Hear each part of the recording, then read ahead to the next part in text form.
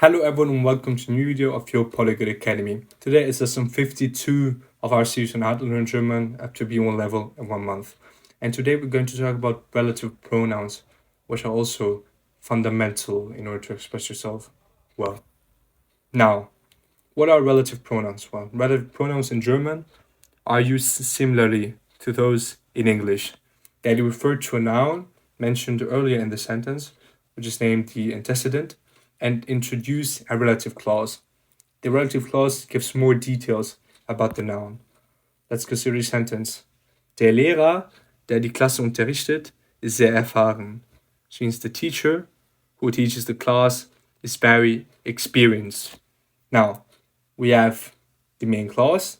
Der Lehrer ist sehr erfahren, which means the teacher is very experienced. And then we have the relative clause, which is between the commas, der die Klasse unterrichtet, which kind of adds this extra information about the teacher. And in this case, it's very important to consider the relative pronoun der. This pronoun refers back to Lehrer, which is the subject of both the main and relative clauses. Since Lehrer is the subject in relative clause, the one doing the teaching, the nominative case is used. Hence, we're going to talk about the nominative relative pronoun. And the relative pronoun der matches the gender, masculine, and number, singular, of Lehrer. Now, it is very important to consider the cases because we're going to have 4 different types of relative pronouns depending on the case. It's going to be either nominative, accusative, dative, or genitive.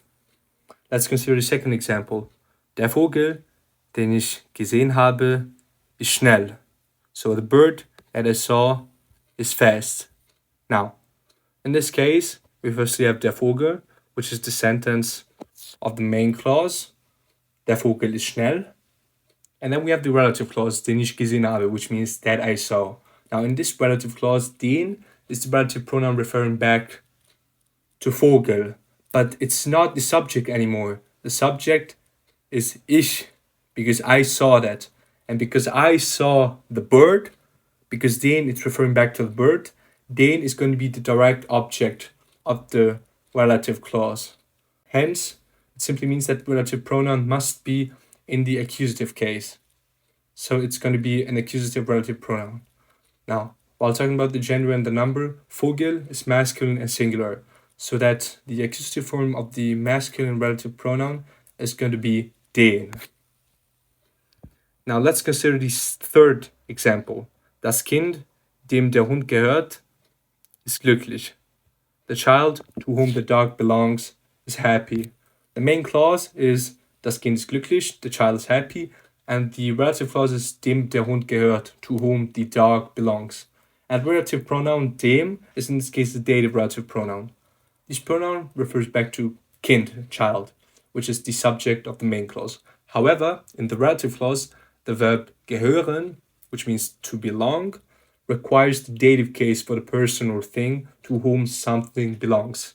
Therefore, dem is used, matching the gender neuter, number singular, and case dative of Kind. And now finally, let's consider the last example. Der Mann, dessen Auto gestohlen wurde, ist verärgert. The man whose car was stolen is upset. We have a main clause, der Mann ist verärgert, and then the relative clause, dessen Auto gestohlen wurde, whose car was stolen. And now let's have a closer look at the genitive relative pronoun, dessen. This pronoun refers back to man, which is the subject of the main clause.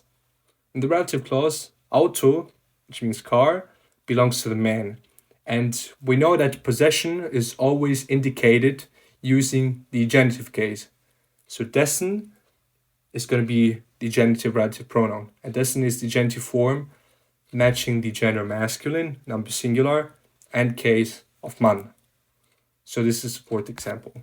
Now, to sum up the case use, we have nominative, relative pronouns, accusative ones, dative ones, and genitive ones. And this is the table right here of all the 16 possibilities we have depending on the gender and on the number and on the case. So whether it's masculine, feminine, neuter, or plural. Now, however, there is a peculiarity which is very important to remember. The 11 black relative pronouns are basically the same as the determinate articles we already talked about. Der, die, das, die, den, die, das, die, and also dem, der, dem. So it's very easy to remember for these ones. And for the other ones, denen, dessen, deren, you simply have to learn them by heart. But it's only going to result in learning 5 by heart, so I don't think it's going to be a major difficulty in your journey to master these relative pronouns. Now, these are the ones. And if you understood everything, try to do these exercises. It's not going to be easy, but depending on the case, you're going to eventually understood everything. Fill in the corrected relative pronouns. And as I already mentioned, please pay attention to the cases and write in the comments your answers so that I can correct them, so that you can get a direct feedback from me, whether you fully understood the topic or not. And other than that, thank you for watching this lesson. I will see you next time and have a nice day.